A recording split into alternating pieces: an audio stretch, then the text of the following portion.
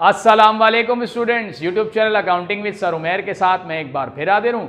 Students, आज मैं आपको कैश फ्लो स्टेटमेंट जो कि एडीसी पार्ट 2 एडवांस अकाउंटिंग का टॉपिक है, इसका एक और सोल्यूशन करके दिखाऊंगा। लेकिन वीडियो देखने से पहले अगर आपने मेरे यूट्यूब चैनल को सब्सक्राइब ना किया हो तो सब्सक्राइब कर लें, ताकि हर नई आने वाली वीडियो का आपको नोटिफिकेशन मिल सके। स्टूडेंट्स, ये क्वेश्चन 2016 प्राइवेट क्वेश्चन नंबर 3 है, जो मेरे लेफ्ट पर आपको नजर आ रहा होगा।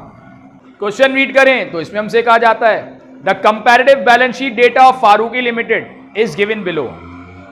30 जून 2016 और 30 जून 2015 ये दो बैलेंस शीट हमें गिवन है। Cash, account receivable, merchandise inventory, prepaid expense, machinery, land और गुडविल।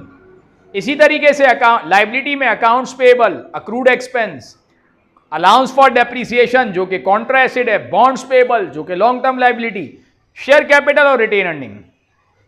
एडिशन फॉर्मेशन में कहा जाता है land costing 20,000 was sold for ₹40,000। 20,000 रुपए की लैंड थी जिसकी कॉस्ट 20,000 थी, सेल किया हमने 40,000 में। मशीनरी की कॉस्ट थी 40,000, sold 18,000 and book value ₹14,000।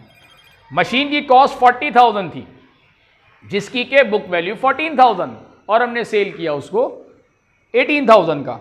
Cash dividend declare किया ड्यूरिंग द ईयर 25,000 और स्टॉक डिविडेंड 15,000 के डिक्लेयर किया और बोनस शेयर्स इशू कर दिए। Prepare cash flow statement for the year ended June 30, 2016। हमें इसका कैश फ्लो स्टेटमेंट बनाना है। स्टूडेंट्स, कैश फ्लो स्टेटमेंट में हम कैश की रिकंसिलिएशन करते हैं कि अगर 2015 के जून में कैश अगर हमारे पास 10,000 था तो इस 16 में 18,000 हुआ, तो ये 8,000 कैश किस तरीके से बढ़ा। इसी कैश 8,000 बढ़ने की रिकंसिलिएशन हम करते हैं कैश फ्लो स्टेटमेंट में।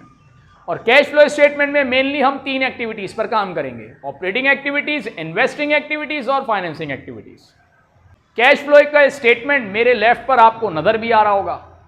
तो ऑपरेटिंग एक्टिविटीज में स्टूडेंट्स हम सबसे पहले नेट इनकम निकालेंगे और नेट इनकम के लिए रिटेन अर्निंग का एंडिंग बैलेंस में से ओपनिंग बैलेंस को माइनस करेंगे।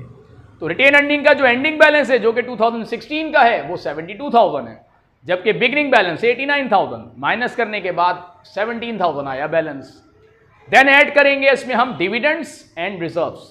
तो कैश डिविडेंड जो कि हमें गिवन है 25,000 और स्टॉक डिविडेंड 15,000, ये दोनों 40,000 हो गया और यूं 17,000 नेगेटिव प्लस 40,000 पॉजिटिव, और यूं नेट इनकम हमारे पास आ गई 23,000 जो हम ऑपरेटिंग एक्टिविटीज में यूज करेंगे।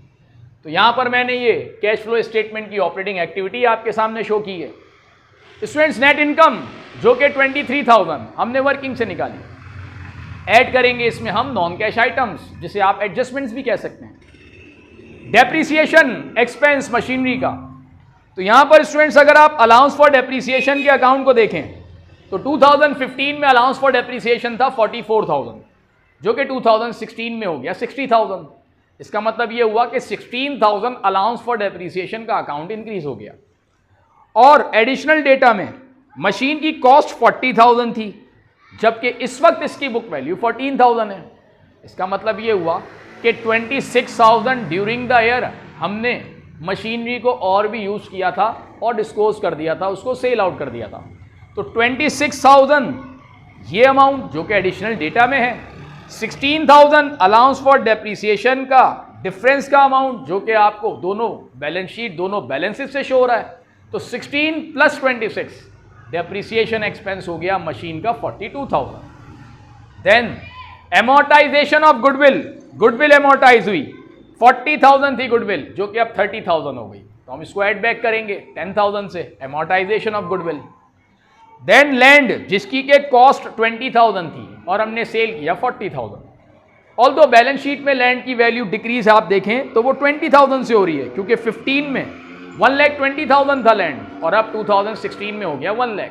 तो बैलेंस शीट में तो उसकी जो कॉस्ट होती है वो रिकॉर्ड की जाती है, इसीलिए 20,000 डिक्रीज हो रहा है, जबकि कैश हमारे पास 40,000 आया। तो अब हम इसको रिकंसाइल करने के लिए जो 20,000 गेन हुआ वो हम इसमें से माइनस करेंगे। देन लैंड, देन मशीनरी जिसकी के बुक वैल्यू 14,000 थी और हमने सेल किया 18,000 में। इसका मतलब 4,000 का गेन हुआ मशीन सेल करने पर। तो जो 4,000 मशीन को सेल करने पर गेन हुआ वो भी हमने इसमें से माइनस कर दिया। गेन हम इसलिए माइनस कर रहे हैं स्टूडेंट्स क्योंकि गेन से अमाउंट हमें ज़्यादा रिसीव होता है, कैश हमें ज़्यादा रिसीव होता है, जबकि जो उसकी कॉस्ट रिकॉर्ड हो रही होती है वो कम हो रही होती है। तो हम बैलेंस शीट में चूंकि कॉस्ट रिकॉर्ड करते हैं, इसलिए जो डिफरेंस का अमाउंट होता है गेन का वो हम माइनस करते हैं ताकि वो मैच हो जाए बैलेंस शीट की अमाउंट से। अब इसका हमने टोटल किया 42 + 10 52, 20 + 4 24, 52 प्लस का 24 माइनस का, और यूँ 28,000 प्लस का अमाउंट आ गया। 23,000 में हमने 28 प्लस किया और ये आ गया cash flow before movement of working capital जो कि आया 51,000। अब हम इसमें ऐड करेंगे चेंजेस इन वर्किंग कैपिटल जिसमें हम करंट एसेट्स और करंट लाइबिलिटीज लेंगे। तो यहां पर अकाउंट रिसीवेबल 2015 में था 70,000 जो कि अब हो गया 58,000। इसका मतलब ये हुआ स्टूडेंट्स के 12,000 अकाउंट रिसीवेबल कलेक्ट हो गया, कैश कलेक्ट हो गया। इसका मतलब कैश इंक्रीज हुआ, हमने इसे ऐड कर दिया 12,000 से। मर्चेंडाइज इन्वेंट्री जो कि 1,15,000 थी और अब 1 लाख हो गई, इसका मतलब इन्वेंट्री भी डिक्रीज हुई, इसका मतलब कैश रिसीव हुआ 15,000 से, ये भी हमने ऐड कर दिया 15,000। प्रीपेड एक्सपेंस 8,000 था और अब 14,000 हो गया, इसका मतलब ये हुआ कि हमने 6,000 की और एडवांस पेमेंट कर दी जिससे कैश डिक्रीज हो गया, इसलिए हमने इसे माइनस कर दिया 6,000 से। देन अकाउंट्स पेबल जो कि करंट लाइबिलिटी थी 70,000 और अब हो गई 56,000, इसका मतलब ये हुआ 14,000 की हमने लाइबिलिटी पे ऑफ कर दी जिससे कैश डिक्रीज हुआ, हमने 14,000 माइनस कर दिया। अक्रूड एक्सपेंस 40,000 था जो कि 52,000 हो गया, इसका मतलब 12,000 के ड्यूरिंग द ईयर हमने एक्सपेंस तो किए लेकिन पे नहीं किए, इसका मतलब कैश हमारे पास ही है, ये हमने ऐड कर दिया 12,000 से। अब इसका हम टोटल करेंगे 12,000, 15,000, 12,000 पॉजिटिव अमाउंट है जो कि 39 हो गया, और 6 और 14 20,000 जो कि नेगेटिव हो गया, इसका मतलब still 19,000 positive amount heavy side है जो कि हमने इसे नाम दिया net changes in working capital 19,000। और यूं 51,000 cash flow before movement of working capital में हमने 19,000 net changes in working capital add किया और कैश फ्लो ऑपरेटिंग एक्टिविटीज हमारे पास इस तरीके से आ गई 70,000 की। अब हम इसकी इन्वेस्टिंग एक्टिविटीज बनाएंगे। तो इस इन्वेस्टिंग एक्टिविटीज में स्टूडेंट्स हम जो भी फिक्स एसेट्स खरीदे होंगे या सेल किए होंगे हम उसे रिकॉर्ड करेंगे इन्वेस्टिंग एक्टिविटी में। तो पर मशीनरी जो कि 1,80,000 थी बिगिनिंग ऑफ द ईयर और at the end of the year हो गई 2 लाख की, इसका मतलब ये हुआ 20,000 की मशीन हमने यहां पर शो की जा रही है जो कि डिफरेंस से हमें पता लग रहा है कि खरीदी होगी। एडिशनल डेटा में देखें तो मशीन की कॉस्ट 40,000 थी जो कि ड्यूरिंग द ईयर हमने 18,000 की सेल आउट कर दी जो कि उसकी बुक वैल्यू 14,000 थी। तो 40,000 की जो मशीन डिस्पोज की ड्यूरिंग द ईयर वो भी हमने परचेज की होगी। तो 20,000 जो कि हमें बैलेंस शीट के डिफरेंस अमाउंट से शो हो रहा है, 40,000 ड्यूरिंग द ईयर डिस्पोज किया, इसका मतलब ये हुआ कि मशीन जो हमने खरीदी होगी वो 60,000 की खरीदी होगी और मशीन खरीदने से कैश चूंकि डिक्रीज हो गया इसलिए हमने इसको माइनस कर दिया 60,000 से।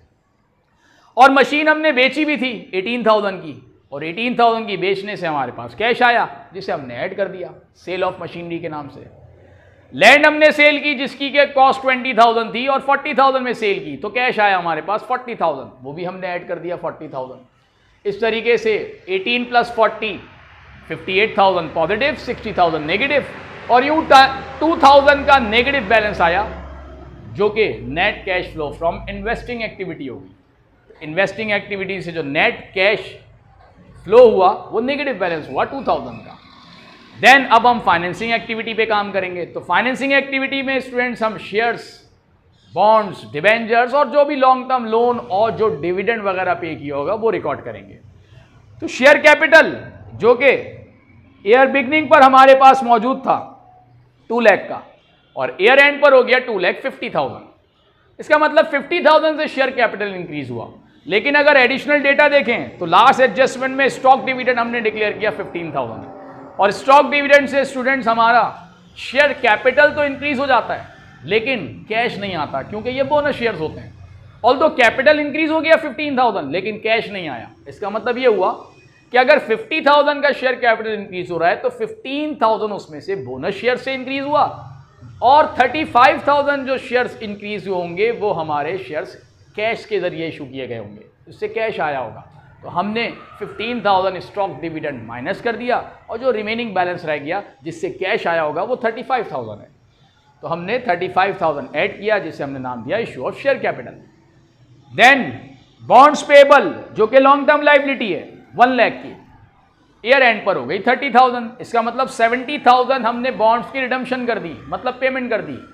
पेमेंट करने से चूंकि हमारी लाइबिलिटी कम हुई, कैश भी कम हुआ, तो हमने 70,000 इसमें से माइनस कर दिया।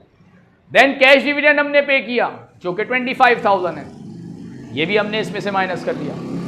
70 प्लस 25,000 नेगेटिव बैलेंस आया, 95,000 पॉजिटिव बैलेंस है 35,000।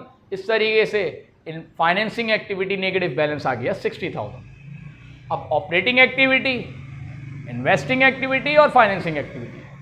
ऑपरेटिंग एक्टिविटी जो कि हमारे पास 70,000 थी पॉजिटिव, इन्वेस्टिंग एक्टिविटी जो कि 2,000 नेगेटिव और फाइनेंसिंग एक्टिविटी 60,000 नेगेटिव। जब इनका हमने टोटल किया तो net cash increase during the year आया 8,000 का cash during the year increase हुआ। 10,000 at the start of the year cash था हमारे पास, उसे हमने ऐड किया जिसे नाम दिया cash and cash equivalent beginning, और 8,000 प्लस 10,000 18,000 आ गया जिसे हमने नाम दे दिया cash and cash equivalent ending. और अगर हम बैलेंस शीट भी देखें तो 10,000 था हमारा 2015 में कैश, जो कि 2016 में 18,000 हो गया। तो वो 18,000 किस तरीके से हुआ वो यहाँ पर शो कर दिया। तो स्टूडेंट्स मुझे उम्मीद है कैश फ्लो स्टेटमेंट का ये क्वेश्चन आपको क्लियर हुआ होगा। नेक्स्ट वीडियो तक के लिए स्टूडेंट्स अब मैं आपसे इजाज़त चाहता हूँ। अल्लाह हाफिज़।